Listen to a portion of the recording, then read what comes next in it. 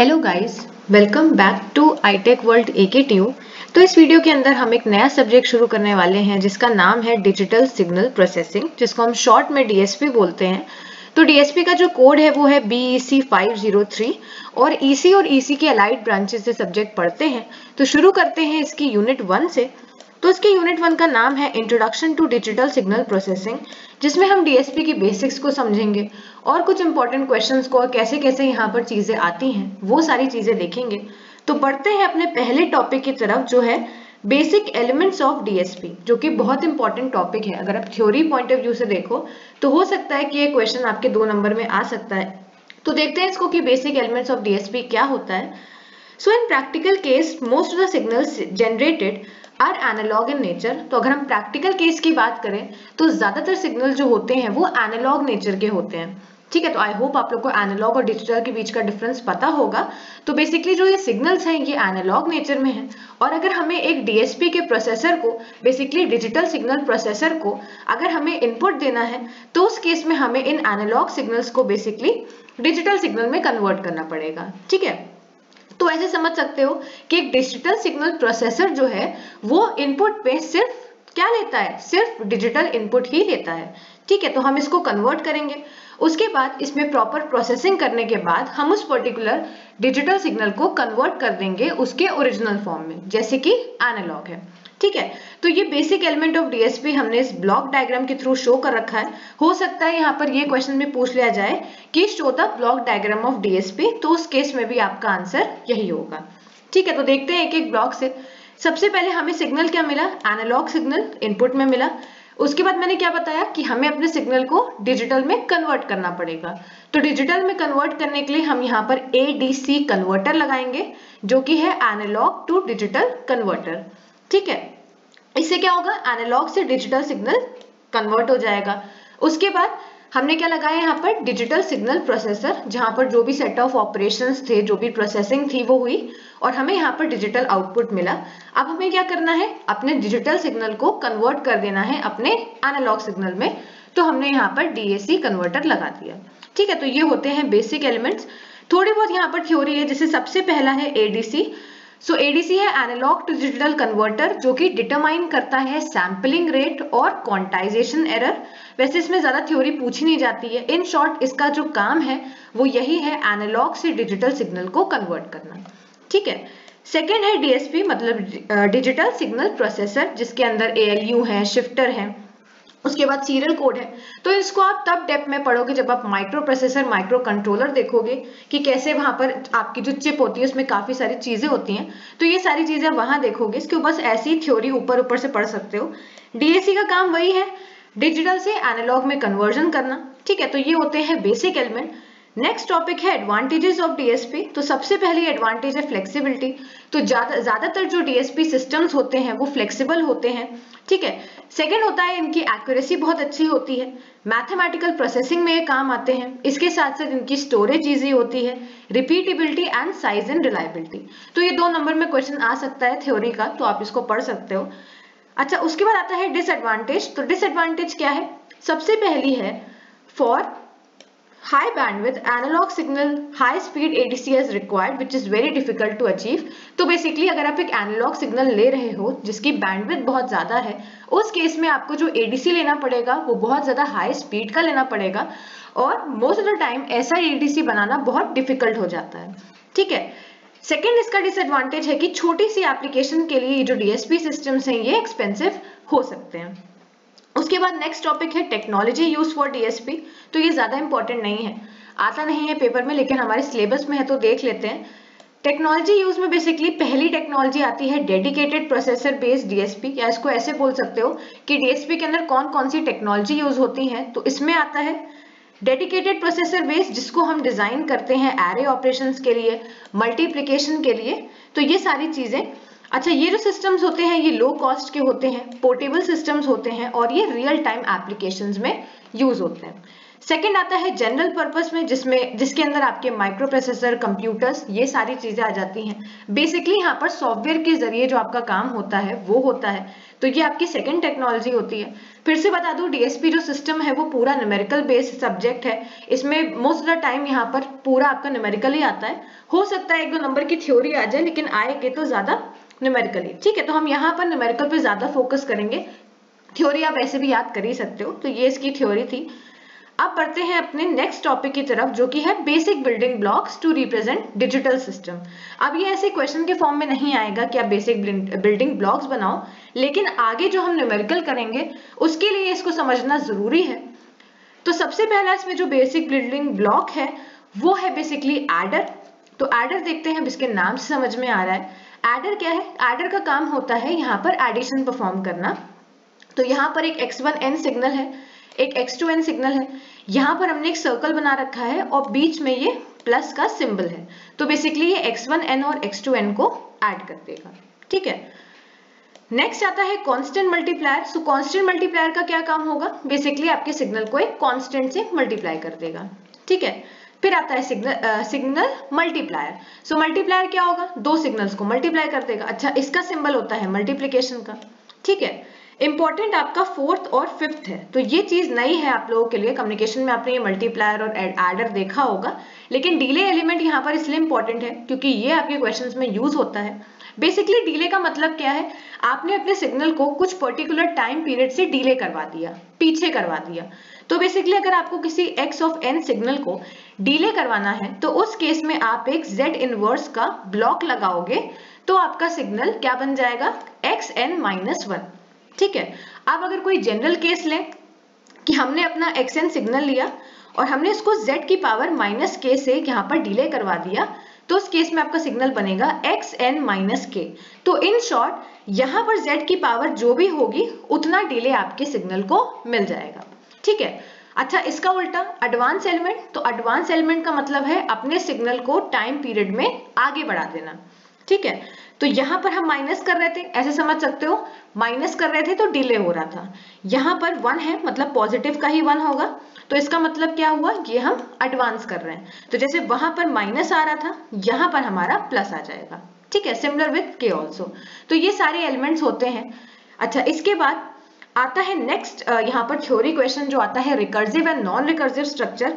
ये क्वेश्चन बहुत इंपॉर्टेंट है। और नेक्स्ट वाला जो कि है कैनोनिक एंड नॉन कैनोनिक, तो इसके ऊपर यहाँ पर 2 नंबर में क्वेश्चन पूछा जाता है। कुछ नहीं है, थ्योरी का बहुत इजी सा क्वेश्चन है। बेसिकली रिकर्सिव स्ट्रक्चर क्या होते हैं? In recursive structure the output at time n depends on past and present value of input as well as past value of the output, that is a system having feedback।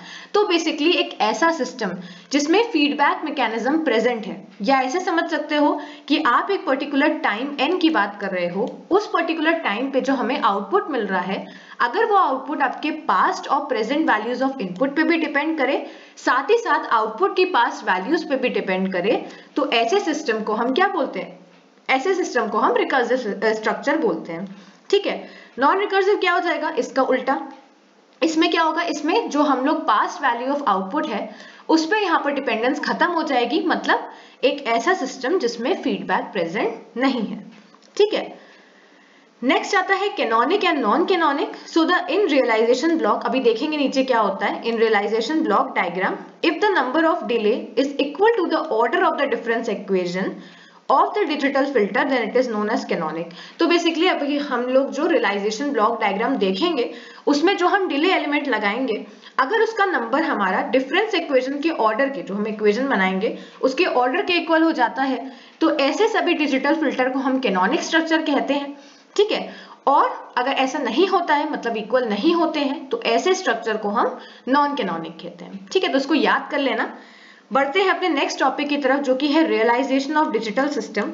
तो main जो DSP है वो यहीं से शुरू हुआ है, इसमें पूरे आपके न्यूमेरिकल आएंगे, तो इसको इजीली मैं समझाने की कोशिश करूंगी। तो देखते हैं रियलाइजेशन ऑफ डिजिटल सिस्टम हम कैसे करेंगे। तो जो LTI डिस्क्रीट टाइम सिस्टम है, जो आपने सिग्नल सिस्टम में पढ़ा होगा, ठीक है, linear time invariant discrete time system, उसकी जो इक्वेशन होती है वो बेसिकली ये होती है। ये इक्वेशन को याद कर लेना, इक्वेशन इंपॉर्टेंट है। ठीक है, क्योंकि अगर आपका रियलाइजेशन ऑफ डिजिटल सिस्टम आया तो इस इक्वेशन के बाद से ही आपको सारे स्टेप्स करने पड़ेंगे, तो ये इक्वेशन याद कर लेना, ठीक है। तो देखते हैं इस इक्वेशन को, y of n is equals to minus, यहां पर है बाहर, sigma k is equals to 1 से capital N a of k जो कि कांस्टेंट टर्म है, y of n minus k plus sigma k is equals to 0 से m b of k x of n minus k। तो इस equation को हमने यहाँ पर देख लिया, ठीक है। इसमें यहाँ पर कुछ कांस्टेंट टर्म है, कुछ समेशन है। बेसिकली हमें इस इक्वेशन का z ट्रांसफॉर्म लेना है। आई होप आप लोग को z ट्रांसफॉर्म याद होगा, हमने सिग्नल सिस्टम में पढ़ा हुआ है। नहीं याद है तो बहुत ज्यादा यहाँ पर z ट्रांसफॉर्म नहीं यूज होगा, वो बहुत बेसिक लेवल का होगा, मैं बता दूंगी। तो यहाँ पर बेसिकली हमें z ट्रांसफॉर्म लेना है, तो ले लेते हैं। यहाँ पर देखो, यहाँ पर क्या आएगा, y ऑफ n का y ऑफ z बन जाएगा, ठीक है। a ऑफ k क्योंकि कांस्टेंट टर्म है तो एज इट इज रहेगा।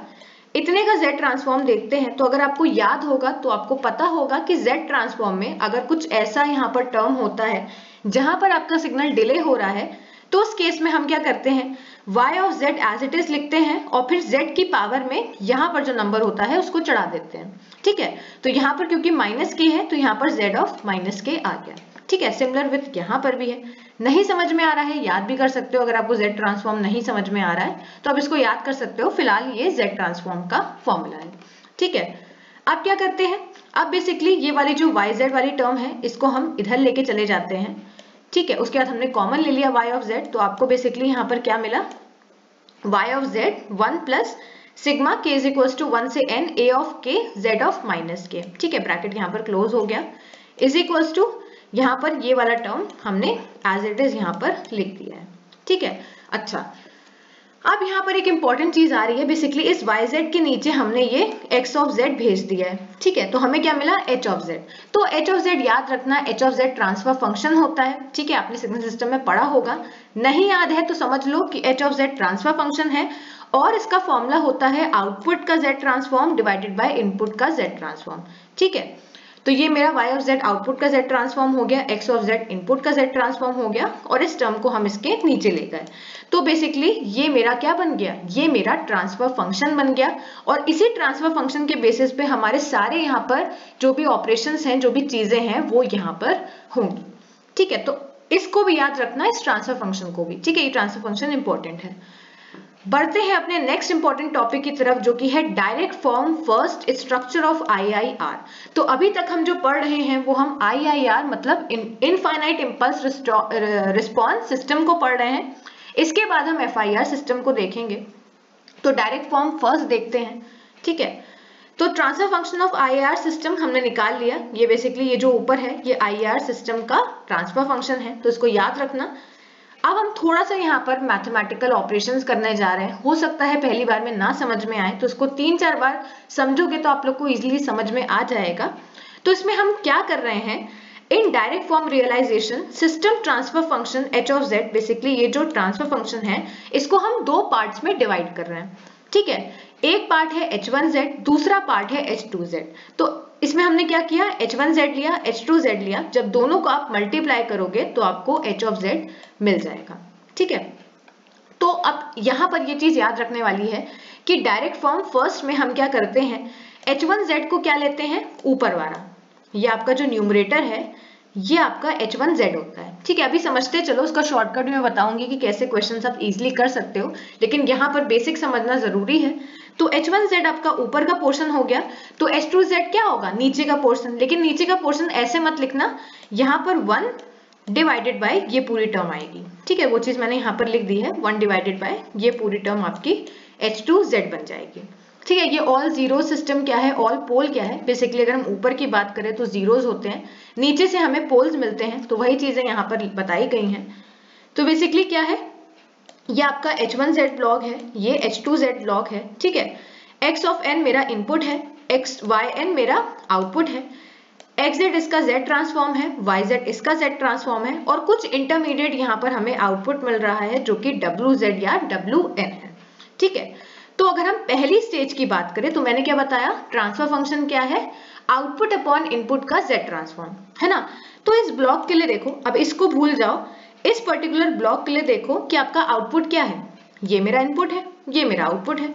तो आउटपुट का z ट्रांसफॉर्म क्या हो गया, w ऑफ z लिख दिया, डिवाइडेड बाय इनपुट। अब इनपुट क्या है, कैपिटल एक्स ऑफ जेड तो वो लिख दिया, is equals to b naught. अच्छा ये कहां से आया, देखो ये जो टर्म है इसमें हमने क्या किया है, k को एक बार 0 रखा है, फिर 1 रखा है, 2 रखा है, इसको कहां तक रखा है, m तक। अब सारी टर्म्स आप शो नहीं करोगे, सिर्फ स्टार्टिंग की 2-3 टर्म और लास्ट की एक टर्म इनफ रहेगी, ठीक है। अच्छा अब क्या किया, बेसिकली इतने टर्म को देखो, इतने को, इसमें हमने क्या किया है, x ऑफ z को यहाँ भेज दिया है, ठीक है। तो x ऑफ z को हमने यहाँ भेज दिया मल्टीप्लाई में। अब हमें इसका इनवर्स z ट्रांसफॉर्म लेना है, तो जैसे मैंने बताया यहाँ पर z ट्रांसफॉर्म का रोल है तो वो आपको समझना पड़ेगा। तो b नॉट हो गया, x ऑफ z का x ऑफ n हो गया, ठीक है, b1 एज इट इज रहा। अब देखो x of z z inverse, तो इसका उल्टा क्या हो जाएगा, x ऑफ n माइनस 1, ये ऐसे समझ सकते हो, इसका z ट्रांसफॉर्म ये है तो इसका इनवर्स z ट्रांसफॉर्म ये हो जाएगा। तो जैसे भी आपको समझना है आप समझ सकते हो। तो ये हमें इक्वेशन ए मिल गई। अच्छा इसको हम रियलाइजेशन करते हैं बेसिकली, तो ये आपका रियलाइजेशन ब्लॉक डायग्राम है। डोंट वरी, पहली बार देखोगे तो नहीं समझ में आएगा, थोड़ा सा डिफिकल्ट लगेगा, लेकिन धीरे धीरे करते करते ये क्वेश्चन बहुत आसान हो जाते हैं। तो देखो अगर हम पहली अपनी टर्म को देखें, हमें क्या चाहिए, b नॉट चाहिए, x ऑफ n चाहिए, है ना। तो पहला तुम्हारा स्टेप क्या होना चाहिए, तुम एक लाइन बनाओ यहाँ पर, ठीक है, अभी एडर को भूल जाओ, एक लाइन बनाओ, इनपुट पे लिख दो इनपुट वाली चीज, तो x ऑफ n मेरा इनपुट है, ठीक है। wn क्या है मेरा, wn मेरा आउटपुट है, तो मैंने यहाँ पर आउटपुट लिख दिया, ठीक है। अच्छा अब हमें क्या करना है, हमें xn में b नॉट को मल्टीप्लाई करना है, तो हमने यहाँ पर क्या किया, अच्छा यहाँ पर देखो क्या हुआ है, b नॉट क्या है मेरी कांस्टेंट टर्म है ना, xn मेरा एक सिग्नल है। बेसिकली यहाँ पर हमने करा क्या, हमने कांस्टेंट मल्टीप्लायर जो मैंने ऊपर पढ़ाया था वो चीज हमने यहाँ पर करी है, b नॉट से हमने xn को मल्टीप्लाई कर दिया। अच्छा यहाँ पर एडर क्यों लगाया गया है, यहाँ पर एडर इसीलिए लगाया गया है क्योंकि इन सारी टर्म्स के बीच में एक प्लस है, ठीक है। अच्छा अगला टर्म मुझे क्या चाहिए, b1 चाहिए, तो मैंने क्या किया, यहाँ पर एक b1 लगा दिया, ठीक है। एडर तो मुझे चाहिए ही चाहिए, लेकिन यहाँ पर मुझे xn माइनस 1 चाहिए। अगर xn चाहिए होता तो यही सिग्नल हम आगे बढ़ा के यहाँ पर मल्टीप्लाई कर देते, लेकिन हमें xn माइनस 1 चाहिए। और मैंने बताया है कि कभी आपको डिले चाहिए तो आप क्या लगाओगे, z इनवर्स का एक ब्लॉक लगाओगे, तो हमने यहाँ पर एक z इनवर्स का ब्लॉक लगा दिया। हमें क्या मिल गया, xn माइनस 1 यहाँ भेज दिया। अब सिमिलर आप आगे भी करते चलोगे, जैसे b2 चाहिए, b2 से मल्टीप्लाई किया, एडर तो हमें लगाना ही लगाना है, xn माइनस 2 चाहिए, तो इतने पोर्शन तक हमें xn माइनस 1 मिला था, एक और यहाँ पर z इनवर्स का ब्लॉक लगा देंगे तो हमें xn माइनस 2 मिल जाएगा। तो ऐसे ही नीचे जाते जाते हमें मिलेगा b of m x of n minus m, तो यहाँ पर bm हो गया और ये यहाँ पर हमारा चीज यहाँ पर हो गई, ठीक है। तो यहाँ पर याद रखना जैसे ऊपर आपने यहाँ पर एडर लगाया है, लास्ट वाले टर्म में नीचे वाले में कोई एडर नहीं लगता है, ठीक है। अभी समझेंगे इसको कैसे, यहाँ पर क्वेश्चन इजीली आप कर सकते हो, इतना ज्यादा तामझाम करने की जरूरत नहीं है, वो जब क्वेश्चन करेंगे तब देखेंगे। अब सिमिलरली हमें वही सारे स्टेप H2Z के साथ भी करने हैं। अब H2Z में अगर हम देखें तो ये तुम्हारा आउटपुट बन गया है, इस समय के लिए ये इनपुट बन गया है, तो ये मेरा आउटपुट हो गया, ये इनपुट हो गया। ए की सारी वैल्यूज रखोगे, सॉल्व करोगे, इनवर्स Z ट्रांसफॉर्म लोगे। आई होप आप लोग ये कर लोगे क्योंकि मैंने बता दिया है, पूरा यहाँ पर स्टेप यही है, इसका इनवर्स ले लोगे, ये आपको चीजें यहाँ पर मिल जाएंगी, ठीक है। अच्छा इसका रियलाइजेशन थोड़ा सा अलग होता है, जैसे अगर आप देखो यहाँ पर इस डायग्राम में, तो Z इनवर्स का ब्लॉक यहाँ लगे हुए हैं सारे और यहाँ सारे एडर लगे हुए हैं, ठीक है। तो ये मैं तरीका बता रही हूँ याद करने का, तो यहाँ पर Z इनवर्स के ब्लॉक है, यहाँ पर एडर है, लेकिन अगर आप H2Z पे देखो तो यहाँ पर सारे एडर हैं और यहाँ पर सारे Z इनवर्स के ब्लॉक हैं, तो ये चीज याद रखना, ये चीज इंपॉर्टेंट है, ठीक है। बनाना आपको वैसे ही है, wn आपका इनपुट है, yn आपका आउटपुट है। सिंस हमें एडर यहाँ लगाना है तो हमने एडर लगा दिया, ठीक है। अब यहाँ पर क्या है, माइनस, अच्छा एक चीज और यहाँ पर देखो, यहाँ पर a1 कुछ टर्म है, a2 है, an है, ठीक है। यहाँ पर तुम एक टर्म देख सकते हो wn भी है ना। wn के साथ कोई कांस्टेंट टर्म नहीं है, तो हमेशा याद रखना कि अगर आपको कोई सिंगल टर्म ऐसे आ जाता है तो आपको उसमें, जैसे ये wn आ रहा है ना, इसको आपको पूरे फंक्शन के साथ ऐड करना है, तो हमने यहाँ पर एडर लगा के, यहाँ पर हमने कुछ मल्टीप्लाई नहीं किया है क्योंकि ये जो लाइन है ये wn की है, ठीक है। अच्छा सिमिलर यहाँ पर ऐसे ही होगा, -a1 से मल्टीप्लाई करना है, -a1 से मल्टीप्लाई कर दिया और यहाँ से हमें Z इनवर्स का ब्लॉक मिल गया। लास्ट में जब हम बात करते हैं अपने डायरेक्ट फॉर्म 1 की पूरे ब्लॉक डायग्राम की या पूरे रियलाइजेशन की, तो उसमें क्या होता है, हम दोनों ये जो हमने बनाए हैं इनको कंबाइन कर देते हैं। ठीक है, अभी ये थोड़ा सा कॉम्प्लिकेटेड लग सकता है कि कैसे कर रहे हैं, यहाँ पर कैसे डायग्राम बन रहा है, इसका बहुत ईजी शॉर्टकट है, वो अभी हम देख लेंगे। तो ये इसका डेरिवेशन पार्ट था, ज्यादा चांसेस नहीं होते हैं इसके आने के, लेकिन समझना जरूरी है क्योंकि उस हिसाब से आप न्यूमेरिकल कर सकते हो। उसके बाद नेक्स्ट पढ़ते हैं डायरेक्ट फॉर्म 2। तो बेसिकली वो फॉर्म 1 था, ये फॉर्म 2 है। दोनों के बीच में डिफरेंस क्या है, दोनों के बीच में h1z और h2z का डिफरेंस है। वहां पर हम h1z क्या ले रहे थे, ये वाला टर्म है ना न्यूमरेटर, यहां पर h1z हम नीचे वाला टर्म लेंगे। ठीक है, h2z ऊपर वाला टर्म लेंगे, फिर पूरा यहाँ पर वही चीज करेंगे जो मैंने बताई है, अपना इनवर्स लेंगे, मल्टीप्लाई करेंगे, उसके बाद क्या लेंगे, इनवर्स z ट्रांसफॉर्म लेंगे, फिर इक्वेशन बनाएंगे। ठीक है, और उसके बाद यहाँ पर इसका रियलाइजेशन ब्लॉक डायग्राम बनेगा। ठीक है, उसके बाद पूरे रियलाइजेशन ब्लॉक डायग्राम को हम कंबाइन कर देंगे। तो अगर आप डायरेक्ट फॉर्म 1 और डायरेक्ट फॉर्म 2 को अगर आप देखो तो डायरेक्ट फॉर्म 2 बहुत आसान होता है। इसमें बेसिकली क्या करते हैं, हम Z इनवर्स के ब्लॉक लगाते चलते हैं और यहाँ पर बेसिकली क्या करते हैं, यहाँ पर एडर लगा देते हैं। मैं क्वेश्चन से समझाती हूँ, ऐसे समझाऊंगी तो आप लोगों को समझ में नहीं आएगा। अब हम क्वेश्चन देखते हैं। क्वेश्चन हमें दे रखा है h ऑफ z मतलब transfer function is equal to कुछ यहाँ पर बड़ा सा टर्म है, क्वेश्चन है। ठीक है, अच्छा हमेशा याद रखना नीचे का जो हमें डिनोमिनेटर वाला पोर्शन है उसमें हमेशा हमें 1 चाहिए होता है। क्यों 1 चाहिए, अगर आप अपनी बेसिक इक्वेशन से कंपेयर करो, यहाँ पे देखो, यहाँ पर कुछ कुछ टर्म है ना, यहाँ पर क्या है 1 प्लस और ये पूरी टर्म। तो हमेशा याद रखना अगर डिनोमिनेटर में आपको 1 प्लस कुछ करके नहीं मिल रहा है तो आपको उस पर्टिकुलर टर्म को 1 बनाना पड़ेगा। ठीक है, तो हमने यहाँ पर क्या किया, 1 को हमें बना लिया। ठीक है, सो नीचे कोफिशिएंट हमें 1 चाहिए तो हमने मल्टीप्लाई कर दिया 0.5 s3 से, s की पावर 3 से। ठीक है, उसके बाद आप इसको सॉल्व करोगे, जब आपको सॉल्व करोगे तो ऊपर की टर्म आपको ये मिलेगी, नीचे की टर्म बेसिकली आपने क्या किया है 0.5 z3 को यहाँ नीचे से कॉमन ले लिया है। ठीक है, तो आप इसको ऐसे भी समझ सकते हो कि हमने 0.5 z3 था वो कॉमन ले लिया, फिर डिवाइड किया, तो हमें सॉल्व करके बेसिकली ये पूरा टर्म मिला। ठीक है, आई होप आप लोग सॉल्व कर लोगे, कुछ नहीं करना है, नॉर्मल जैसे मैथ्स में करते हैं, नीचे से 0.5 z3 को यहाँ पर क्या लेना है, कॉमन लेना है, उसके बाद इससे भी डिवाइड करना है और इससे भी डिवाइड करना है। ठीक है, तो जब सॉल्व करोगे आपको ये आंसर मिल जाएगा। यहाँ पर जैसे मैं यहाँ पर एक बता देती हूँ, जैसे 0.004 है ना, तो 0.04 डिवाइडेड बाय क्या आ जाएगा यहाँ पर 0.5, तो 0.5। ठीक है, अब यहाँ पर सिंस क्योंकि कोई है नहीं z का टर्म और नीचे मेरी z की पावर 3 है, तो ये z की पावर जो ऊपर जाएगी तो क्या बन जाएगी z की पावर -3। तो वही चीज हमने यहाँ पर लिखी है, ऐसे ही आप बाकियों में कर सकते हो, आई होप आप लोग कर लोगे। तो इसको करने के बाद आपको ये पूरी इक्वेशन मिलेगी जो कि बहुत इंपॉर्टेंट इक्वेशन है। ठीक है, अब इसको सॉल्व कर लेते हैं। तो आपको यहाँ तक अपनी इक्वेशन बनानी है, मतलब नीचे 1 प्लस कुछ आना चाहिए। ठीक है, अब आपको यहाँ पर बोला गया है क्वेश्चन में कि आपको डायरेक्ट फॉर्म 1 बनाना है, डायरेक्ट फॉर्म 2 बनाना है। ठीक है, बनाते हैं। डायरेक्ट फॉर्म 1 में अगर आपने एक चीज देखी हो तो जब हम सॉल्व कर रहे थे तब मैंने बोला था कि h1z ऊपर का न्यूमरेटर टर्म है, h2z डिनोमिनेटर टर्म है। ठीक है, ये था। अच्छा, अब क्या करना है हमें, अगर आपको कुछ नहीं समझ में आ रहा है कि आपको कैसे डायरेक्ट फॉर्म 1 बनाना है, कुछ मत समझो, एक सिंपल सी चीज समझो कि हमें यहाँ पर ट्रांसफर फंक्शन दिया है। ठीक है, डायरेक्ट फॉर्म 1 के लिए हम क्या करते हैं, हम अपने न्यूमरेटर टर्म को लेते हैं और यहाँ पर एज इट इज पहले हम न्यूमरेटर को बनाते हैं। ऐसे समझो, पहले हम न्यूमरेटर को बनाते हैं। ठीक है, तो हमने क्या किया, यहाँ पर हमें 0.56 z इनवर्स प्लस 0.638 z -2। ठीक है, अच्छा तुम्हें इस इक्वेशन में कहीं कांस्टेंट टर्म दिख रही है, जैसे यहाँ पर 1 है, यहाँ पर कोई कांस्टेंट टर्म नहीं है ना, तो यहाँ पर इसीलिए मैंने ये लाइन जो है वो खाली छोड़ रखी है, तो इसको मत भूलना, ये बहुत इंपॉर्टेंट है। जैसे यहाँ पर 1 थी एक कांस्टेंट टर्म, तो हमने यहाँ पर 1 लिख दिया था, लेकिन सिंस यहाँ पर कोई कांस्टेंट टर्म नहीं है न्यूमरेटर में, इसलिए हमने यहाँ पर खाली लाइन छोड़ी है।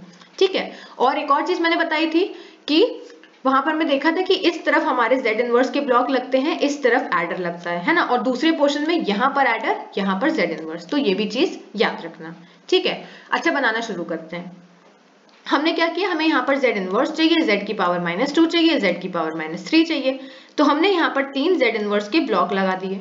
ठीक है, अच्छा पहले वाले z इनवर्स के ब्लॉक से मुझे मल्टीप्लाई करना है 0.56, तो मैंने यहाँ पर 0.56 को मल्टीप्लाई कर दिया।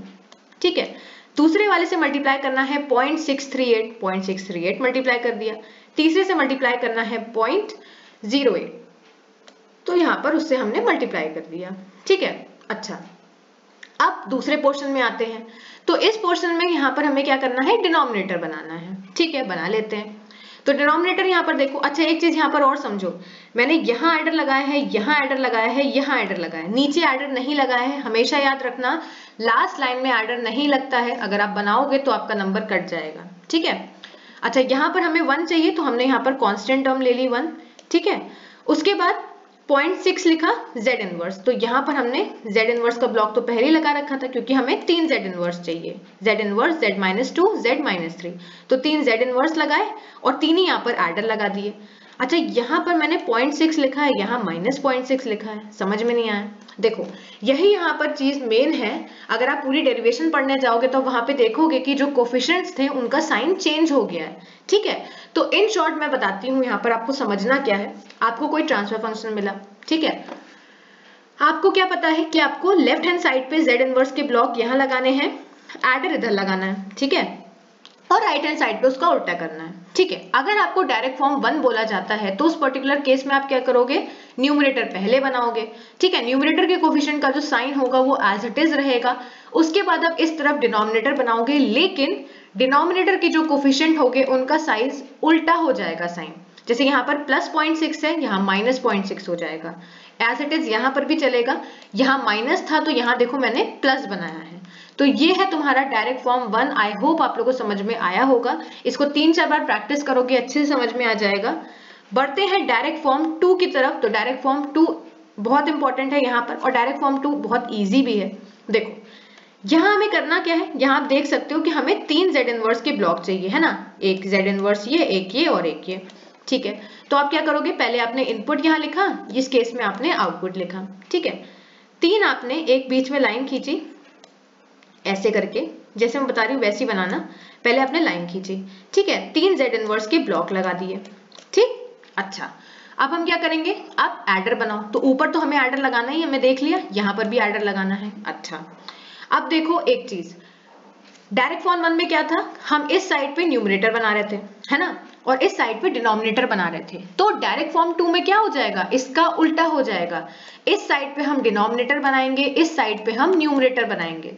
ठीक है, दूसरी बात, यहाँ हम न्यूमरेटर बना रहे थे तो साइन एज इट इज रख रहे थे, है ना, और यहाँ साइन ऑपोजिट कर रहे थे। तो अब डायरेक्ट फॉर्म 2 में क्या करेंगे, यहाँ साइन ऑपोजिट करेंगे, यहाँ साइन एज इट इज रखेंगे। आपका डायग्राम पूरा सेम रहेगा। पहले आपको इस साइड पे डिनोमिनेटर बनाना है, तो हमने यहाँ पर 0.6, 0.34 और यहाँ पर +0.4 कर दिया, और यहाँ पर आपके साइन एज इट इज रहे। ठीक है, एक बार फिर से रिमाइंड करा दूं, डायरेक्ट फॉर्म 1 में न्यूमरेटर इस साइड पे रहेगा, डिनोमिनेटर आपका इस साइड पे रहेगा। डायरेक्ट फॉर्म 2 में इसका उल्टा हो जाएगा। ठीक है, उसके बाद डायरेक्ट फॉर्म 1 में यहाँ पर साइन एज इट इज रहेंगे, यहाँ साइन चेंज हो जाएंगे, और डायरेक्ट फॉर्म 2 में इसका उल्टा होगा। ठीक है, तो आई होप आप लोगों को समझ में आ गया होगा। एक क्वेश्चन यहाँ पर कर लेते हैं। क्वेश्चन है a difference equation for a filter is given by this term. तो ये हमें क्वेश्चन दे रखा है, हमें इसका z ट्रांसफॉर्म लेना है। तो हमें इसका क्या निकला, हमें इसकी पूरी यहाँ पर इक्वेशन बनानी है, तो उसको सॉल्व कर लेते हैं। इसका z ट्रांसफॉर्म लेते हैं, फिर से आपको z ट्रांसफॉर्म लेना पड़ेगा। तो yn का z ट्रांसफॉर्म yz हो जाएगा, -3/4 y ऑफ z। ठीक है, z इनवर्स। तो आई होप आप लोग ये कर लोगे। फिर यहाँ पर भी वही चीज आपकी लगेगी कि y की पावर n-2 है ना, yn-2 है, तो यहाँ पर z की पावर -2, तो बेसिकली यहाँ 1 होगा तो z की पावर -1 चढ़ेगी, 2 होगा तो z की पावर -2 एंड सो ऑन। ठीक है, is equals to x of n, तो x ऑफ z यहाँ पर लिख दिया, +1/2, फिर यहाँ पर भी z inverse x of z। अच्छा हम ये सब कर क्यों रहे हैं, हमें चाहिए क्या यहाँ से, बेसिकली हमें यहाँ से ट्रांसफर फंक्शन चाहिए, है ना, और ट्रांसफर फंक्शन क्या होता है, yz और xz का यहाँ पर रेशियो होता है। तो बेसिकली हम वही बनाने की कोशिश कर रहे हैं। हमने yz/xz लिया, इज इक्वल्स टू हमें h ऑफ z मिल गया, और ये हमारी पूरी यहाँ पर इक्वेशन बन गई। ठीक है, अब आप वही कर सकते हो, बनाएंगे कैसे, यहाँ पर भी हमें डायरेक्ट फॉर्म 1 डायरेक्ट फॉर्म 2 लेना है। तो मैं फिर से समझा देती हूँ। देखो यहाँ इनपुट, ठीक है, यहाँ आउटपुट, इस तरफ z इनवर्स का ब्लॉक, यहाँ पर है एडर, फिर यहाँ पर एडर, यहाँ पर z इनवर्स का ब्लॉक। ठीक है, पहले हम क्या बनाएंगे डायरेक्ट फॉर्म 1 में, अपना न्यूमरेटर बनाएंगे। तो यहाँ पर 1 है। अब देखो यहाँ पर 1 प्लस कुछ टर्म था, तो इसीलिए मैंने यहाँ पर एक लाइन बनाई है, यहाँ पर 1 लिखा है। ठीक है, अगर आपके पास कोई कांस्टेंट टर्म ना हो तो ये लाइन मत दिखाना। ठीक, उसके बाद हमें 1/2 चाहिए, तो हमने 1/2 यहाँ पर लिख दिया एज इट इज। नीचे वाले में कोई आर्डर लगता नहीं है। ठीक है, डिनोमिनेटर देख लेते हैं। 1 है तो यहाँ पर सॉरी मैंने 1 लिखा नहीं है, नहीं लिखोगे तो नंबर नहीं कटेंगे, लेकिन लाइन बनाना यहाँ पर जरूरी है। ठीक है, तो 1 यहाँ लिख दिया। ठीक, -3/4 है, क्या करते हैं साइन चेंज करते हैं, तो 3/4 कर दिया। +1/8 है तो -1/8 कर दिया। उसी तरह से आपका यहाँ पर सेकंड फॉर्म भी चलेगा। अच्छा सेकंड भी देख लो, बहुत आसान होता है। हमें यहाँ पर मैक्सिमम पावर z इनवर्स की कितनी चाहिए, 2 है ना, -2। तो हमने यहाँ पर 2 z इनवर्स के ब्लॉक लगा दिए। ठीक है, अच्छा अब हम डिनोमिनेटर पहले बनाएंगे, और डिनोमिनेटर में भी क्या साइन चेंज हो जाएगा। तो माइनस था तो यहाँ पर प्लस हो गया, और प्लस था तो यहाँ पर माइनस हो गया। ठीक है, न्यूमरेटर में हमें सिर्फ z इनवर्स चाहिए, तो हमने यहाँ पर 1/2 लेके इसको कनेक्ट कर दिया। ठीक, और हमें यहाँ पर लाइन बनाने की इसलिए जरूरत नहीं है क्योंकि हमें सिर्फ z इनवर्स चाहिए। ठीक है, तो ये आपका डायरेक्ट फॉर्म 2 होता है। आई होप आप लोग को समझ में आ गया होगा। डायरेक्ट फॉर्म 1, डायरेक्ट फॉर्म 2, इसको छोड़ के मत जाना, ये बहुत इंपॉर्टेंट होता है। बढ़ते हैं अपने नेक्स्ट टॉपिक की तरफ, जो कि है cascade form structure for IIR। तो इसको मैं सिंपल भाषा में समझा देती हूँ, यहाँ पर थ्योरी बहुत सारी लिखी हुई है। कैस्केड का मतलब होता है सीरीज में कनेक्ट करना। तो बेसिकली हम इसमें क्या करते हैं, बहुत सारे ट्रांसफर फंक्शन को सीरीज में कनेक्ट कर देते हैं। ठीक है, तो इसके क्वेश्चन से समझते हैं। यहाँ पर क्वेश्चन ही आपको ज्यादा करने हैं डीएसपी में। तो ये आपका ट्रांसफर फंक्शन है, बोला गया है इसका कैस्केड कनेक्शन शो करो।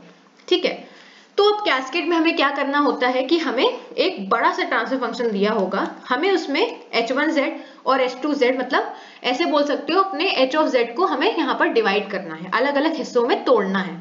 ठीक है, तो हमने क्या किया, आप यहाँ पर कुछ भी ले सकते हो, वो आपकी मर्जी है। तो मैंने क्या किया, h1z अपना इतना पोर्शन ले लिया और h2z अपना इतना पोर्शन ले लिया। ठीक है, आप चाहो तो ये और ये भी h1z ले सकते हो, और 1/, ये भी h2z ले सकते हो, वो आपकी मर्जी पे डिपेंड करता है। ठीक है, तो हमने h1z लिया, h2z लिया। ठीक है, और यहाँ पर हमने इसका डायग्राम शो कर दिया। अच्छा एक चीज और, यहाँ पर होता क्या है, बेसिकली ऐसे क्वेश्चन में पूछा जाता है कि कैस्केड फॉर्म स्ट्रक्चर बनाओ। ठीक है, और यहाँ पर लिखा नहीं होता है कि अब डायरेक्ट फॉर्म 1 से बनाओ या डायरेक्ट फॉर्म 2 से बनाओ। तो आपको यहाँ पर जो भी इजी लगता हो वो आप यहाँ पर यूज कर सकते हो, डायरेक्ट फॉर्म 1 या डायरेक्ट फॉर्म 2, अगर स्पेसिफिकली मेंशन हो। ठीक है, तब आप यहाँ पर आपके पास कोई चॉइस नहीं है, लेकिन अगर मेंशन नहीं है तो आप दोनों में से किसी से भी बना सकते हो। और मैं ये रेकमेंड करूंगी कि आप डायरेक्ट फॉर्म 2 से बनाओ, क्योंकि डायरेक्ट फॉर्म 2 डायरेक्ट फॉर्म 1 के कंपैरिजन में ज्यादा इजी है, ऐसा मुझे लगता है, बाकी आपकी मर्जी है। तो पहले h1z बना लेते हैं। ठीक है, डायरेक्ट फॉर्म 2 में क्या करना है, z की मैक्सिमम पावर देखनी है, क्या है 2 है, तो दो z इनवर्स के ब्लॉक लगा दिए। पहले क्या बनाना है, डिनोमिनेटर बनाना है। साइन क्या करना है, उल्टा करना है। -1/2 था तो 1/2 लिख दिया, 1/3 प्लस का था तो यहाँ पर माइनस का लिख दिया। ठीक है, उसी तरह से 1/5 है तो यहाँ पर 1/5। z की पावर -2 का कोई टर्म नहीं है, इसलिए हमने यहाँ खाली छोड़ दिया है। ठीक है, सिमिलरली यहाँ पर भी होगा, जैसे हमने h2z बना दिया। और बेसिकली अगर आप ऐसे बोलो कि इतना पोर्शन हमने बनाया और इतना पोर्शन बनाया, और दोनों के बीच में एक लाइन यहाँ पर खींच दी। ठीक है, तो ये कैस्केड होता है। बेसिकली दो ट्रांसफर फंक्शन को हमने एक लाइन के थ्रू कनेक्ट कर दिया है। ठीक है, तो ये आपका कैस्केड स्ट्रक्चर होता है। अच्छा नेक्स्ट क्वेश्चन आता है कुछ ऐसा, ये क्वेश्चन लाने का कोई मतलब नहीं था, आप इसका स्ट्रक्चर तो बना ही सकते हो। ये क्वेश्चन मैं इसलिए लाई हूँ क्योंकि बहुत बार पेपर में ऐसे भी आ जाता है कि z में आ जाता है ना। अगर आप अभी आप ऊपर देखो तो हम तब से किसकी बात कर रहे हैं, z की पावर में माइनस में कुछ है ना, 1 है 2 है 3 है वो है। लेकिन यहाँ पर आप देख सकते हो कि डायरेक्टली z लिख दिया गया। अच्छा आप कैसे करेंगे, तो बहुत बार ऐसे क्वेश्चन आ जाते हैं पेपर में जो बच्चों को कंफ्यूज करते हैं। तो इसमें आपको कुछ नहीं करना है, इसमें आप देख लो कि आपकी z की मैक्सिमम पावर क्या है। ठीक है, तो अब देखो यहाँ तो एक पावर है, यहाँ कितनी पावर है, 1 2 3 4 है ना। तो आपको क्या करना है, z की जो मैक्सिमम पावर होगी उससे आपको डिवाइड और क्या कर देना है, मतलब इसके नीचे भी डिवाइड कर दो और इसके नीचे भी डिवाइड कर दो। ठीक है, तो डिवाइड करके इसको सॉल्व कर लो। तो z अपॉन z की पावर 4, एक पावर से एक पावर कैंसिल, बची कितनी 3, ऊपर जाएगी तो z की पावर -3, तो ये -3 मिल गया। सिमिलरली आपको पूरा सॉल्व कर लेना है। ठीक है, कैस्केड बनाना है तो कैस्केड में वही h1z ले लो, h2z ले लो, सारे यहाँ पर बनाने के बाद सबको लाइन से यहाँ पर कनेक्ट कर दो। ठीक है, तो ये यहाँ पर पूरा सिनारियो चलता है, कैसे कैसे करना है। अच्छा, यहाँ पर देख लो क्वेश्चन थोड़ा सा अलग है। यहाँ पर 2 हमें मल्टीप्लाई करना था, तो 2 को हम ऐसे ही मल्टीप्लाई करते हैं, इसके लिए हम कोई ब्लॉक नहीं लगाते हैं। ठीक है, जो हमने कांस्टेंट मल्टीप्लायर में देखा था।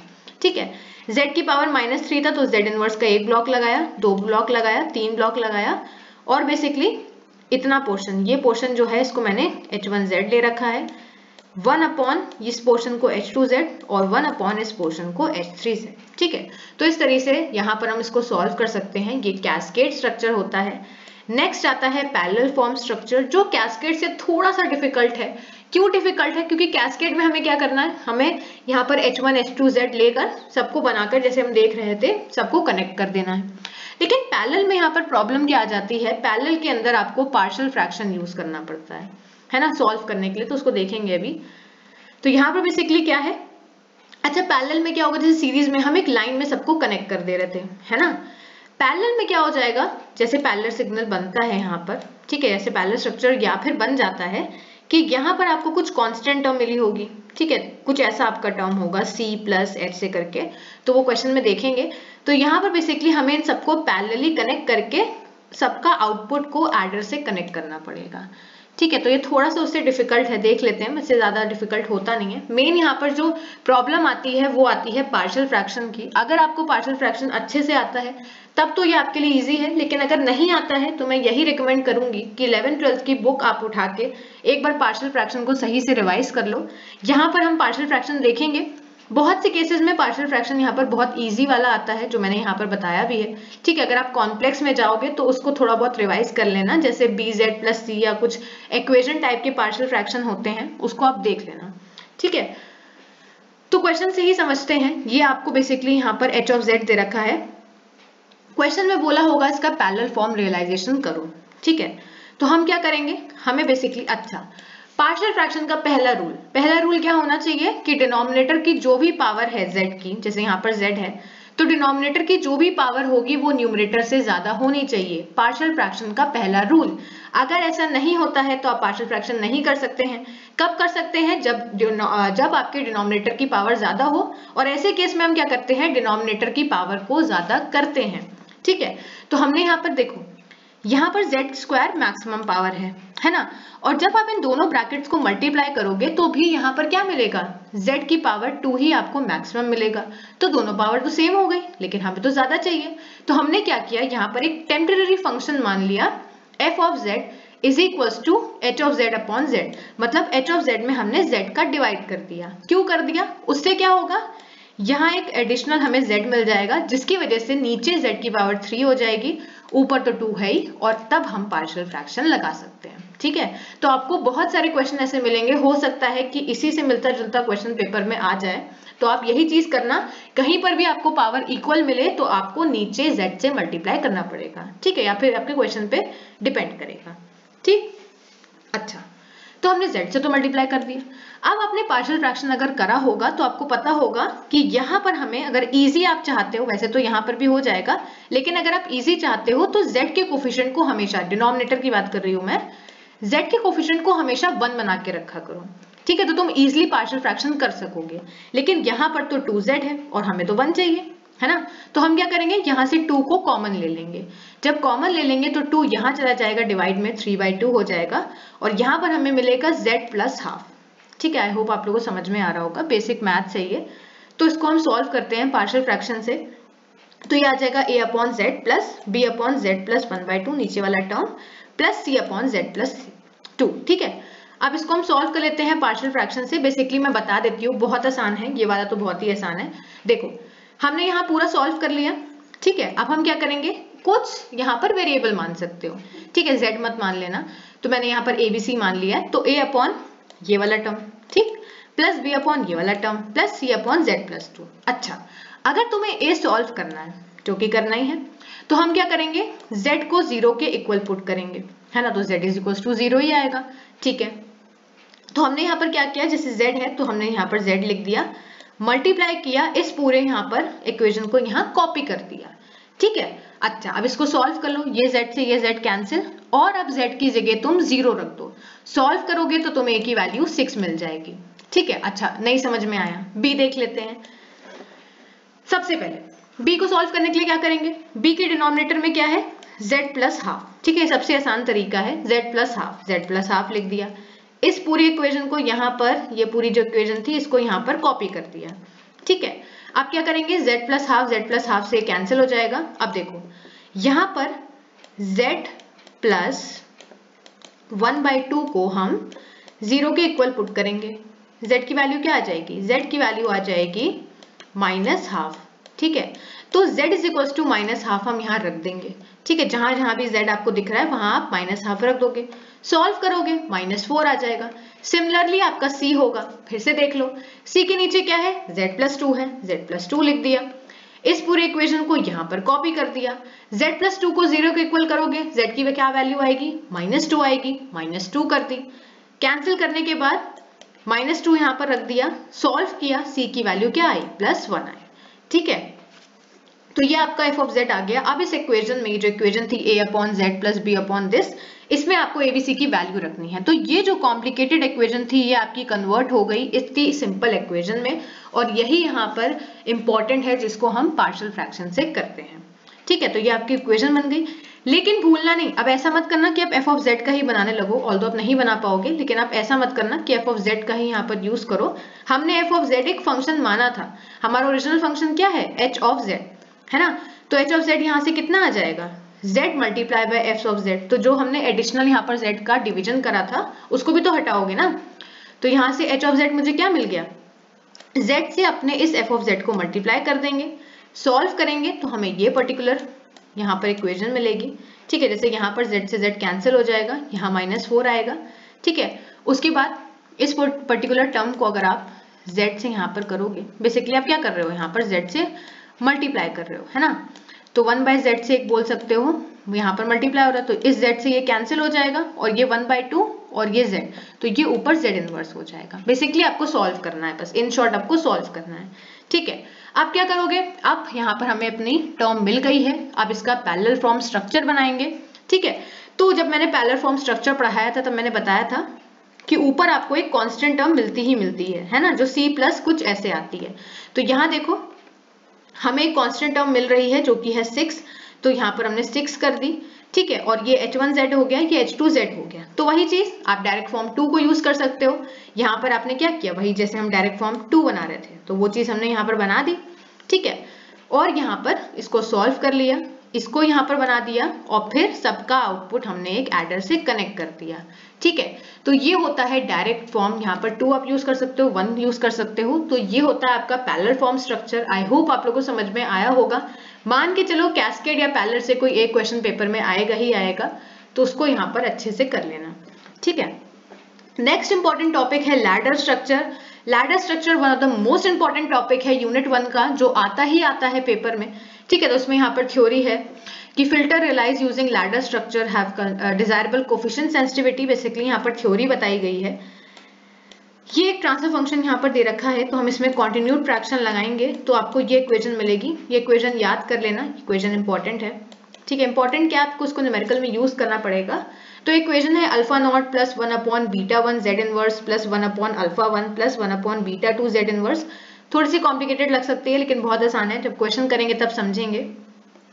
और ये इसकी पूरी टेबल बनती है जिसमें हम z की पावर -n, फिर z की पावर -n, और ये पूरी टेबल आप चाहो, जिसको हम राउथ एरे कहते हैं, चाहो तो उसको पढ़ सकते हो, क्योंकि एक बार इसके ऊपर थ्योरी क्वेश्चन आ चुका है कि आप लैडर स्ट्रक्चर को यहाँ पर एक्सप्लेन करो, तो आप ये पूरा यहाँ पर लिख सकते हो।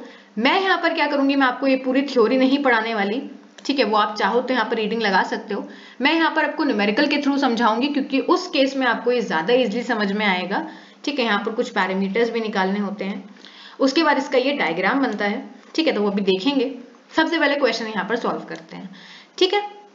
सो क्वेश्चन है express h of z using continued fraction expansion, जहां पर h ऑफ z हमें कुछ ऐसा दिया हुआ है, ठीक है। तो यहाँ पर हम कॉन्टिन्यूड फ्रैक्शन एक्सपेंशन को देखेंगे। पहले मैं आपको ये लैडर स्ट्रक्चर से बताती हूँ, फिर कॉन्टिन्यूड फ्रैक्शन से, जिससे भी दिया हो पेपर में कर लेना, आपकी मर्जी है। तो देखो पहला स्टेप लैडर स्ट्रक्चर में क्या होता है, जिसकी पावर ज्यादा है आपको उसको आगे रखना है। जैसे क्वेश्चन में आपको z की पावर -2 पीछे दी हुई है, लेकिन आपको इसको पीछे नहीं, आपको इसको आगे लाना है। ठीक है, तो पहला स्टेप क्या हो गया, ज्यादा पावर वाले को आपको आगे रखना है। ठीक है, रख दिया, तो -2 फिर -1 फिर 1। ठीक है, डिवाइडेड बाय, यहां पर भी वही होगा, z की पावर -2 पहले। अच्छा, अब क्या करना है, आपको राउथ एरे बनानी है। ये कैसे बनाएंगे राउथ एरे, देखो मैक्सिमम पावर क्या है, z की पावर -2, तो हमने क्या किया, z की पावर -2 को 2 बार लिख दिया। 2 बार क्यों, एक न्यूमरेटर के लिए एक डिनोमिनेटर के लिए। ठीक है, तो z की पावर -2 लिख दिया, z की पावर -2 लिख दिया। नेक्स्ट पावर क्या है, z की पावर -1, तो -1 2 बार लिख दिया। नेक्स्ट पावर है, यहाँ पर पावर क्या है, 1 और 2 है, मतलब कांस्टेंट टर्म है, तो यहाँ पर 1 1 लिख दिया। ठीक है, तो आप यही करोगे, जो भी चीज है आपने यहाँ पर टेबल राउथ एरे फॉर्म कर ली, एक लाइन बनाओगे। ठीक है, जो कोफिशिएंट होंगे वो कोफिशिएंट लिख दोगे, तो 2 2 1, बेसिकली ये 2 2 1, तो 2 2 1 लिख दिया, 1 4 2 1 4 2 लिख दिया। ठीक है, तो यहां तक आप लोग को समझ में आ गया होगा। अच्छा, अब हमें क्या करना, अच्छा देखो यही बार गलती हो जाती कि अगर आप 1 पहले लिख देते तो आपका पूरा क्वेश्चन यहाँ पर क्रॉस हो जाता। ठीक है, अब हमें ये पर्टिकुलर टर्म निकालनी है। अच्छा, ये पर्टिकुलर टर्म कैसे निकालेंगे, देखो इस पर्टिकुलर टर्म के ऊपर में देखो, ऊपर में आप क्या करोगे, 1 को 2 से मल्टीप्लाई करोगे तो 2 आएगा, बीच में माइनस साइन लगाओगे, 4 को 2 से मल्टीप्लाई करोगे 8 आएगा। ठीक है, डिवाइड करोगे इस पर्टिकुलर टर्म से, मतलब 1 से, मतलब यहाँ पर जो टर्म होगी उससे डिवाइड करोगे, मतलब 1। 2 - 8 कितना हुआ, -6 लिख दिया। ठीक है, सिमिलरली आप यहाँ देखो, इस पर्टिकुलर टर्म ये कैसे आई है, इसके ऊपर में देखना है। ठीक है, जिसके ऊपर में देखेंगे उसकी इस रो को भूल जाएंगे, तो आप ये 2 को भूल जाओ, इस 4 को भूल जाओ, अभी के लिए इसको हटा दो। ठीक है, 1 को 1 से मल्टीप्लाई करो, क्या मिला 1, माइनस 2 को 2 से मल्टीप्लाई करो, क्या मिला 4। फिर इस वाली टर्म से हमें डिवाइड करना है, तो यहाँ डिवाइड कर दिया, 1 - 4 -3, तो यहाँ पर -3 मिल गया। नहीं समझ में आया अभी भी, फिर से समझाती हूँ। इस टर्म को देखो, मैंने क्या बताया, अगर हम पहली रो की बात कर रहे हैं, ठीक है, पहले बेसिकली कॉलम की बात कर रहे हैं, तो क्या करना है, इस पर्टिकुलर टर्म को निकालने के लिए इस पर्टिकुलर टर्म के ऊपर देखो। ठीक है, इसके ऊपर जो भी टर्म होगी उसके यहाँ पर डायगोनली ऑपोजिट जो होगा उससे मल्टीप्लाई करना है, तो -6 को 4 से मल्टीप्लाई किया, 6 4 ज़ा 24 लिख दिया, बीच में माइनस साइन लगाया, लेकिन यहाँ देखो -3 है, -3 को 1 से करेंगे तो यहाँ पर प्लस आ जाएगा, तो +3 लगा दिया। डिवाइड किससे करना है, इस पर्टिकुलर टर्म से, जैसे वहां 1 से डिवाइड कर रहे थे, यहाँ -6 से, तो -6 से किया। सॉल्व करोगे तो 7/2 आ जाएगा। सिमिलरली यहाँ पर, तो यहाँ पर आपको ध्यान देने वाली बात है कि इसके ऊपर से आपको मल्टीप्लाई नहीं करना है, आप इसके ऊपर जो भी रो है उसको भूल जाओ। ठीक है, उसको भूल जाओ, तो इसको हमने, ये पूरी रो हम भूल गए। इसके बगल में देखो, जैसे यहाँ पर इस पर्टिकुलर में हम इससे इसको मल्टीप्लाई कर रहे थे, लेकिन यहाँ पर हमें इस पर्टिकुलर इसके ऊपर वाली रो को नहीं देखना है। ठीक है, हमें इसके बगल में देखना है, तो इसके बगल में क्या है, -6 है, तो इस -6 को हम इसके ऑल्टरनेटिव से, बेसिकली इसको अगर हम भूल गए तो इसको इससे हमें मल्टीप्लाई करना है, तो -6 और 2 -12 डिवाइडेड बाय -6 जो पहले कर रहे थे, तो कितना मिला, 6 2 ज़ा 12। ठीक है, सिमिलरली आप यहाँ पर 3/7 और 2 निकालोगे, ये वाली टर्म निकालने की जरूरत नहीं है क्योंकि हमें जो कोफिशिएंट है वो यहीं से मिलने हैं। ठीक है, तो एक या दो टर्म यहाँ पर निकालना, उसके बाद आपको टर्म निकालने की जरूरत नहीं है। आई होप आप लोगों को समझ में आ गया होगा। तो आप क्या करना, आप अपने यहाँ पर जो भी क्वेश्चन सॉल्व करो उसमें लिखना अल्फा नॉट, इसी सीरियल में लिखना, पहले अल्फा नॉट आएगा, फिर β1 आएगा, फिर अल्फा 1 आएगा, फिर β2, फिर अल्फा 2। तो इसको याद कर लेना चाहो तो याद कर लो कि पहले अल्फा नॉट है, फिर β1 है, अल्फा 1 मत कर देना, इसी सीरियल में लिखना। ठीक है, अल्फा नॉट कैसे निकलेगा, इन दोनों को डिवाइड करके, तो 2/1 को डिवाइड किया तो हमें 2 मिला। अच्छा, β1 कैसे मिलेगा, इन दोनों को डिवाइड करके, बेसिकली ऊपर के दो को आप डिवाइड करते रहोगे, यहाँ लिखते रहोगे। ठीक है, वैसे ही आपका नीचे आएगा, जैसे अगर हमें लास्ट अल्फा 2 चाहिए तो हमने इन दोनों को डिवाइड किया तो हमें 3/14 मिल गया। ठीक है, तो ये पूरे यहाँ पर कोफिशिएंट होते हैं। अब इसका यहाँ पर डायग्राम देख लेते हैं लैडर स्ट्रक्चर का। इसमें आपको करना क्या है, लैडर स्ट्रक्चर बहुत इंपॉर्टेंट है, इसमें आपको ऑल्टरनेट पैटर्न याद रखना है। ऑल्टरनेट पैटर्न मतलब, ऑल्टरनेट पैटर्न का मतलब है कि एक यहाँ पर लेवल बोल लो कि एक लेवल पे तो आप क्या करोगे, Z इनवर्स का ब्लॉक लगाओगे, दूसरे लेवल पे नहीं लगाओगे। जैसे कि अगर हम इसका बेसिक इक्वेशन को देखें, ठीक है, ये आपका लैडर स्ट्रक्चर है, इसमें हम क्या करते हैं, xn लिखते हैं, yn लिखते हैं, एक लैडर लगाते हैं। इसमें आपकी हेल्प नहीं कर सकती, आपको याद ही करना पड़ेगा। तो एक लैडर लगाते हैं, यहां हम अपने अल्फा नॉट को मल्टीप्लाई करते हैं, ठीक है। नेक्स्ट स्टेप में हम z इनवर्स ब्लॉक लगाते हैं, लैडर यहाँ पर इधर लगाते हैं, ठीक है। यहाँ पर हम एडर लगाते हैं और यहाँ पर माइनस बीटा 1 होता है, मतलब बीटा 1 का साइन उल्टा हो जाता है। तो आप इसको ऐसे समझ सकते हो कि पहले लेवल पे हम क्या कर रहे हैं, एक कांस्टेंट टर्म लगा रहे हैं अल्फा नॉट और हमारा एडर इस तरफ है, ठीक है। दूसरे लेवल पे हम उल्टा कर दे रहे हैं, एडर को इस तरफ ले आ रहे हैं, एक z इनवर्स का ब्लॉक लगा रहे हैं और माइनस बीटा 1 कर रहे हैं, ठीक है। तीसरे लेवल में क्या हो जाएगा, ऊपर वाले की तरह, यहाँ अल्फा 1 होगा, एक एडर होगा। चौथे लेवल में इसका उल्टा, एडर इधर आ जाएगा, z इनवर्स ब्लॉक यहाँ माइनस बीटा 2। तो ये पूरा यहाँ पर सिनेरियो रहता है। चाहो तो आप ये जो बेसिक डायग्राम है इसको याद कर सकते हो। तो अल्फा नॉट की वैल्यू है आपकी 2, यहाँ हमने 2 लिख दी, एडर को हम यहाँ ले गए, z इनवर्स ब्लॉक लगाया। बीटा 1 के केस में क्या करते हैं, बीटा 1 को उल्टा कर देते हैं, तो बीटा 1 को उल्टा कर दिया तो 1/6 हो गया। फिर अल्फा 1 लगा दिया, फिर बीटा 2 के केस में बीटा 2 को उल्टा कर दिया, प्लस में था तो माइनस में हो गया, एंड सिमिलरली आपका अल्फा 2। तो आई होप आप लोग को लैडर स्ट्रक्चर समझ में आया होगा। सेकेंड मेथड यहाँ पर आता है कॉन्टिन्यूड फ्रैक्शन एक्सपेंशन मेथड। तो ये आपका बेसिकली डिवीजन की तरह ही है। इसमें हमें करना क्या है, वही चीज हमें यहाँ पर डिवाइड करना है, ठीक है। तो हमें इन दोनों को डिवाइड करना है। अब आई होप आप लोग को डिवाइड करना आता होगा। तो यहाँ पर हमें सिंपल सा यहाँ पर डिवाइड करना है कि z की पावर -2 है, तो हमने इसको मल्टीप्लाई किया, सॉल्व किया। जो यहाँ पर आपको वैल्यू मिलती है, जैसे इसका नाम है कॉन्टिन्यूड फ्रैक्शन, तो आपको बार बार यहाँ पर डिवीजन करना पड़ेगा। बेसिकली इस पर्टिकुलर इक्वेशन को सॉल्व करके जो भी यहाँ पर आंसर मिलेगा उसको आप फिर से डिवाइड करोगे, मतलब इस पर्टिकुलर टर्म को आप फिर से डिवाइड करोगे, ठीक है। तो ये क्वेश्चन आपने यहाँ पर सिग्नल सिस्टम में भी देखा होगा, मैंने बताया भी था कि कैसे डिवाइड होता है। फिर से बता देती हूँ, जैसे अब आपको एग्जाम में नहीं समझ में आ रहा है, ये तो बहुत आसान है, यहाँ पे देखते हैं। आपको नहीं समझ में आ रहा है कि अंदर तो -6 है ना, बाहर 7/2 है, हम ऐसा क्या मल्टीप्लाई करें कि हमें 6 मिल जाए। तो मैंने ये बताया था, आप क्या करोगे, आपको अंदर जो दिया हुआ है -6 वो आपने ऊपर लिखा, ठीक है, डिवाइड किया।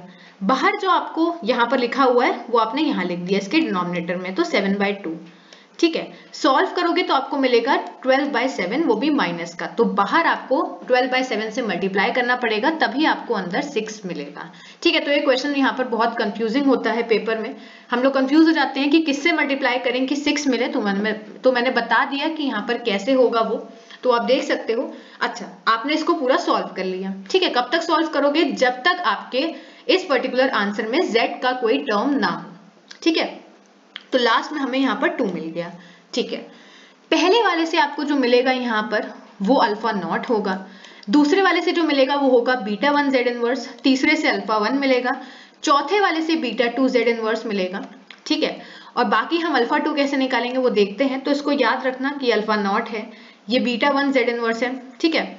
अच्छा, अल्फा 2 कैसे निकालेंगे, लास्ट में जो आपको यहाँ पर मिलेगा वो, ठीक है। और ये वाला टर्म, ये अल्फा 2 में यहाँ पर कंट्रीब्यूशन देगा, तो आप क्या करोगे, 3/7 जो आपको टर्म मिलेगा वो डिवाइड कर दोगे 2 से, तो यहाँ से आपको अल्फा 2 मिल जाएगा, ठीक है। तो ये है कॉन्टिन्यूड फ्रैक्शन एक्सपेंशन। फिर आप यहाँ पर h ऑफ z से यहाँ पर शो करोगे, तो h ऑफ z से जब आप दिखाओगे यहाँ पर, तो आपकी ये इक्वेशन बनेगी जो मैंने बताई थी कि आपको याद कर लेना कि अल्फा नॉट है प्लस 1 के नीचे बीटा 1 z इनवर्स है प्लस 1 के नीचे अल्फा 1, बट बेसिकली इतनी पूरी टर्म आपकी बार बार रिपीट हो रही है, ठीक है। तो इस इक्वेशन को जब आप याद कर लोगे तो alpha not, beta 1, alpha 1, beta 2 की वैल्यू इसमें पुट कर दोगे और तब जाके आपका यहाँ पर ये क्वेश्चन सॉल्व होगा, ठीक है। तो लैडर स्ट्रक्चर अगर आप लगाते हो 2-3 बार तो आपको बहुत ईजिली समझ में आ जाएगा, और बाकी कॉन्टिन्यूड फ्रैक्शन में तो आपको इक्वेशन यहाँ याद करनी है, ठीक है। तभी मैंने यहाँ पर ऊपर एक्सप्लेनेशन नहीं दी थी कि कैसे यहाँ पर चीजें हो रही हैं, क्वेश्चन के थ्रू आपको शायद समझ में आ गया होगा, ठीक है। बढ़ते हैं अपने नेक्स्ट टॉपिक की तरफ जो कि है FIR सिस्टम। तो अभी तक हम IIR पढ़ रहे थे, अब हम FIR सिस्टम पढ़ लेते हैं। ज्यादा इंपॉर्टेंट नहीं है लेकिन इसके क्वेश्चन आ जाते हैं कभी कभी, तो देखते हैं इसको। तो FIR का अगर हम ट्रांसफर फंक्शन की बात करें तो ये इसका ट्रांसफर फंक्शन है, ठीक है। और या फिर इस तरह से भी हम ट्रांसफर फंक्शन को शो कर सकते हैं कि k is equals to 0 m-1 hk z of -k, ठीक है। जहां पर hk क्या है, आपका इम्पल्स रिस्पॉन्स है, और ये आपका है डायरेक्ट फॉर्म स्ट्रक्चर जो कि ये पूरी इसकी इक्वेशन है, ठीक है।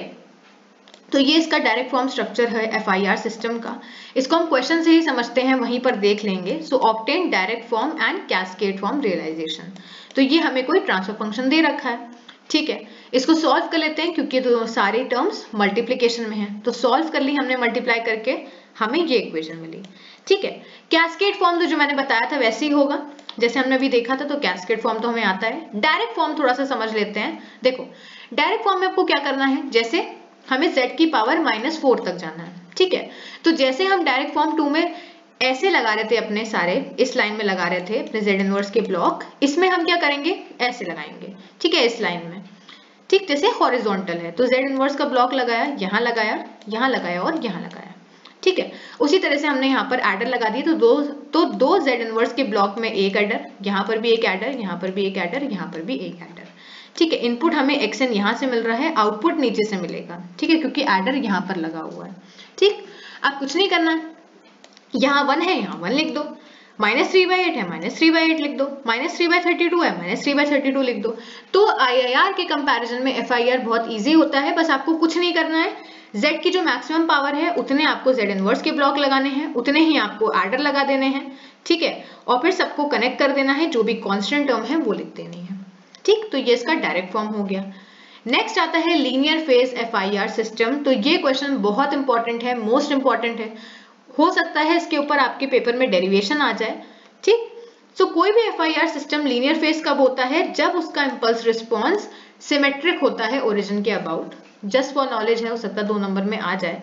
तो इसका जो यहाँ पर इक्वेशन बनती है इंपल्स रिस्पॉन्स की, वो बेसिकली बनती है h of n is equal to h of m -1 - n। ये हमें क्यों जानना है, क्योंकि इसमें 2 कैटेगरीज बनती हैं, एक बनता है इवन एंड एक बनता है ऑड लेंथ। तो मैं यहाँ पर इवन लेंथ समझाऊंगी, ऑड लेंथ भी मैंने बता दिया है, मैं आप लोग को थोड़ा बहुत यहाँ पर समझा दूंगी, ठीक है। तो देखते हैं यहाँ पर बेसिकली ये है इसका impulse response, h of n is equal to ± h of m -1 - n, ठीक है। आपको यही याद करना है। अब देखो हम क्या करेंगे, हमें यहाँ पर इसका Z ट्रांसफॉर्म निकालना है। तो हमने इसको क्या किया, हमने यहाँ पर इसको Z ट्रांसफॉर्म में कर दिया। बेसिकली Z ट्रांसफॉर्म कैसे निकालते हैं, sigma n is equal to 0 से m -1 h of n z of -n। I hope आप लोगों को Z ट्रांसफॉर्म याद होगा, नहीं याद है तो समझ लो कि ये इसका फॉर्मूला होता है, ठीक है। आप क्या करेंगे, अच्छा इवन लेंथ में हमेशा याद रखना कि ये जो 0 और m -1 की लिमिट है ये हम तोड़ देते हैं 2 इंटरवल में। पहला इंटरवल क्या होता है, 0 से m/2 -1 का, ठीक है, और दूसरा इंटरवल क्या होता है, m/2 से m -1 का, ठीक है। तो जब इन दोनों को आप सॉल्व करोगे, कंबाइन करोगे, तो आपको इन शॉर्ट यही वाली मिलेगी इक्वेशन, 0 से m -1, ठीक है। तो ये हमने इसको तोड़ दिया। तो ये चीज याद रखना कि पहले वाले इंटरवल की क्या लिमिट है और दूसरे वाले की क्या लिमिट है, ठीक है। अब हम क्या करेंगे, इसका समेशन लेंगे। तो हमने इस पर्टिकुलर टर्म का समेशन लिया, ठीक। n की जगह हमें h of n की जगह, ये देखो यहाँ पर जो हमने लिया था m -1 - n, ये हमने अपनी इक्वेशन में रख दिया, ठीक है, z की पावर -n। अच्छा ये जो m -1 - n है इसको हमने k मान लिया है। तो यहाँ से हमें n की वैल्यू क्या मिली, m -1 - k, ठीक है। अच्छा जब हमारी पूरी इक्वेशन k के टर्म्स में है तो हमें अपनी लिमिट को भी k के टर्म्स में करना पड़ेगा, है ना।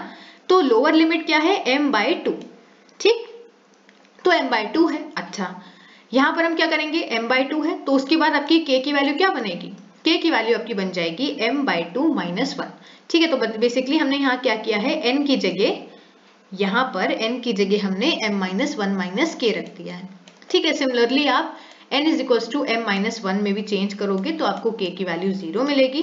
अपनी इक्वेशन को आप अपडेट कर दोगे, ठीक है। नहीं समझ में आया फिर से समझा देती हूँ। देखो m -1 - n था, हमने इसको k के इक्वल कर दिया, ठीक है, यहाँ से n की वैल्यू निकाल दी। अब अगर तुमने अपनी इक्वेशन में यहाँ पर इसको k मान रखा है तो अब तुम्हें अपनी लिमिट भी तो चेंज करनी पड़ेगी ना। तो आप जब लिमिट चेंज करोगे तो एक बार आपको जब n m/2 है तो आपको k m/2 - 1 मिलेगा, मतलब ये आपकी लोअर लिमिट बन जाएगी और ये आपकी अपर लिमिट बन जाएगी, ठीक है। अब आप इसको सॉल्व कर लेना, ठीक है, वैल्यूज पुट करोगे तो आपको ये पर्टिकुलर इक्वेशन मिलेगी, ठीक है। इसको सॉल्व करोगे तो अब हम क्या करेंगे, अब फिर से हम लोग क्या करेंगे, जैसे हमने n को k रखा था, है ना, ये पूरी जो टर्म थी इसको हमने m -1 - n को k रखा था। अब हम क्या करेंगे, इसको फिर से हम n कर देंगे, ठीक है, तो नीचे आ जाएगा n इज इक्वल टू 0, ऊपर आ जाएगा m/2 माइनस 1, k की जगह h ऑफ n, ठीक है, और z की power minus m minus 1 minus n। ठीक है, तो बेसिकली यहाँ पर हुआ क्या, k और n आपके इक्वल हो गए। ठीक है, तो ये आपकी इक्वेशन बन गई। अब इस इक्वेशन को हम अपनी पहली इक्वेशन a में पुट करेंगे। तो जब हमने पुट किया तो हमें ये इक्वेशन मिली। ये पर्टिकुलर इक्वेशंस को जब हमने कॉमन लिया, h ऑफ n कॉमन लिया, तो हमें ये मिला equation of linear phase FIR system. ठीक है, पहले ये जो डेरिवेशन थी ये बहुत ज्यादा पूछी जाती थी, लेकिन आजकल की पूछी नहीं जाती है। ठीक है, लेकिन सेफर साइड में आने के लिए आप थोड़ा बहुत इसको समझ सकते हो। थोड़ी सी ये कॉम्प्लिकेटेड है, वो मुझे पता है, लेकिन इसको अगर थोड़ा बहुत समझोगे तो आप लोगों को समझ में आ जाएगा। तो ये आपके FIR सिस्टम की इवन लेंथ की इक्वेशन है। तो अगर हम यहाँ पर m इज इक्वल टू 8 लें, ठीक है, तो जो आपकी इक्वेशन होगी वो ये बनेगी। इसका डायग्राम समझते हैं। देखो इसका डायग्राम कैसे बनेगा। अगर हम यहाँ पर देखें तो आप देख सकते हो कि आपकी m की वैल्यू थी 8। ठीक है, तो याद रखना यहाँ पर z इनवर्स की जो ब्लॉक लगेंगे वो एक कम लगेगा, मतलब 1 2 3 4 5 6 और 7। ठीक है, तो 7 यहाँ पर z इनवर्स के ब्लॉक लगेंगे और सिमिलर तुम्हारा यहाँ पर वो सारी चीजें होंगी। ठीक है, एडर के केस में एडर तुम्हारे 8 ही लगेंगे। ठीक है, तो ये चीज याद रखने वाली है। अब क्या करेंगे, अब यहाँ पर क्या करना है, बेसिकली यहाँ से हमें xn लेना है। ठीक है, यहाँ से z इनवर्स लेना है, दोनों को ऐड करना है और नीचे भी एक एडर लगा देना है। बेसिकली आप ऐसे कर सकते हो कि आप z इनवर्स यहाँ पर बनाओ। ठीक है, सारे z इनवर्स के बीच में यहाँ पर एडर बना दो। ठीक, उसके बाद क्या करो, पहले एडर से आप h ऑफ 0 लो, दूसरे एडर से आप h ऑफ 1 लो। ठीक है, तीसरे से h ऑफ 2, चौथे से h ऑफ 3। हमें समझ में कैसे आ रहा है कि 3 तक ही जाएगा, क्योंकि यहाँ पर जब हमने सॉल्व किया तो ये m/2 माइनस 1 बना, तो 8/2 4 और 4 माइनस 1 3, इसीलिए हमने सिर्फ h ऑफ 3 तक ही लिया है। ठीक है, लेने के बाद सबको एडर से कनेक्ट करके आपको yn मिल जाएगा। ठीक है, तो ये आपका इवन लेंथ होता है, ज्यादा इंपॉर्टेंट नहीं है, ज्यादा टेंशन लेने वाली बात नहीं है कि नहीं समझ में आया। इंपॉर्टेंट टॉपिक हमने यहाँ पर कवर कर लिए हैं, जो डायरेक्ट फॉर्म 1 था, डायरेक्ट फॉर्म 2 था, वो सारी चीजें। सिमिलरली आपका ऑड लेंथ भी होगा, बस ऑड लेंथ में क्या हो जाएगा, आपकी लिमिट चेंज हो जाएगी जो यहाँ पर उससे अलग होगी। ठीक है, तो ये ऑड लेंथ की डेरिवेशन है। मैंने आप लोग को इवन इसलिए बताई है क्योंकि इवन ज्यादा इंपॉर्टेंट है। ज्यादातर केसेस में इवन अगर आएगी भी आएगी तो इवन ही आएगी। ठीक है, ऑड के केस में बेसिकली डायग्राम आपका सिमिलर है, वैसे ही बनेगा जैसे हमने देखा था। ठीक, तो इसको क्वेश्चन से समझ लेते हैं, इतना ज्यादा थ्योरी पढ़ने से अच्छा है। क्वेश्चन है, realise a linear phase FIR filter with following impulse response. तो ये हमें इंपल्स रिस्पॉन्स दिया है, हमें क्या करना पड़ेगा, कहीं पर भी आपको क्वेश्चन में n दिया हो, ठीक है, तो आपको उसका z ट्रांसफॉर्म लेना होता है। z ट्रांसफॉर्म ले लिया। अच्छा, इसका डायग्राम बना लेते हैं। डायग्राम में क्या करेंगे, अच्छा देखो यहाँ पर हमें क्या है, लेंथ ऑफ फिल्टर हमें 5 दे रखी है। क्यों, क्योंकि यहाँ पर अगर आप देखो तो आपको टर्म है 1 2 3 4 5, है ना, तो आपको यहाँ पर 5 टर्म दे रखी हैं। तो हमेशा याद रखना, अगर आपकी 5 टर्म होंगी तो 5 टर्म मतलब क्या है, ऑड है, तो z इनवर्स के जो ब्लॉक लगेंगे वो 4 लगेंगे, एक कम लगेगा। ठीक है, तो हमने यहाँ पर z इनवर्स के ब्लॉक लगा दिए और यहाँ पर हमने एडर लगा दिया। ठीक है, तो यहाँ पर हमने एडर लगा दिया, एक ये प्लस ये हो गया, प्लस ये हो गया।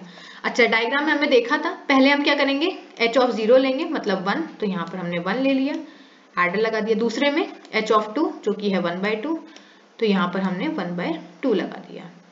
ठीक है, सिमिलरली तुम्हारा यहाँ पर भी हो जाएगा z इनवर्स यहाँ पर -1/4। ठीक है, ये वाली टर्म हो जाएगी। फिर ऐसे करके आप आगे भी बना सकते हो। ठीक है, तो ये सारा यहाँ पर चीजें होती हैं। उसके बाद हमने क्या किया है, उसके बाद बेसिकली h ऑफ z में यहाँ पर हमने y of z of x of z लिया। बेसिकली अननेसेसरी टर्म है, यहाँ पर कुछ ऐसी जरूरत नहीं है, चाहो तो आप कर सकते हो। तो यहाँ पर हमने x ऑफ z को मल्टीप्लाई करके इसका इम्पल्स रिस्पॉन्स यहाँ पर निकाला है, बेसिकली इनवर्स z ट्रांसफॉर्म लेके। ठीक है, तो क्वेश्चन में हमें इम्पल्स रिस्पॉन्स दिया हुआ था, हमने इसको यहाँ पर z ट्रांसफॉर्म लेके पूरा सॉल्व किया। उसके बाद हमने yn निकाला। ठीक है, तो yn जब आप निकाल लोगे तो ये आपके लिए ज्यादा ईजी हो जाएगा इसको बनाना। ठीक है, यहाँ पे जैसे ये है x of n minus 1 plus n minus 3, तो अगर आप z इनवर्स से बनाना चाहो z इनवर्स से बना सकते हो। ठीक है, अगर आप ऐसे बनाना चाहो yn से बना सकते हो, तो वो आपके ऊपर डिपेंड करता है आपको कैसे समझ में आता है। ठीक है, लीनियर फेज FIR फिल्टर ज्यादा इंपॉर्टेंट नहीं होता है, इसलिए मैंने इस पर ज्यादा एम्फेसिस नहीं दी है। IAR फिल्टर के क्वेश्चन यहाँ पर आने की ज्यादा चांसेस होते हैं। ठीक है, उसके साथ साथ आपका direct form 1, direct form 2, cascade और पैरेलल फॉर्म बहुत इंपॉर्टेंट होता है, तो वो मैंने अच्छे से कवर किया है। ठीक है, आई होप आप लोग को समझ में आया होगा। Thank you.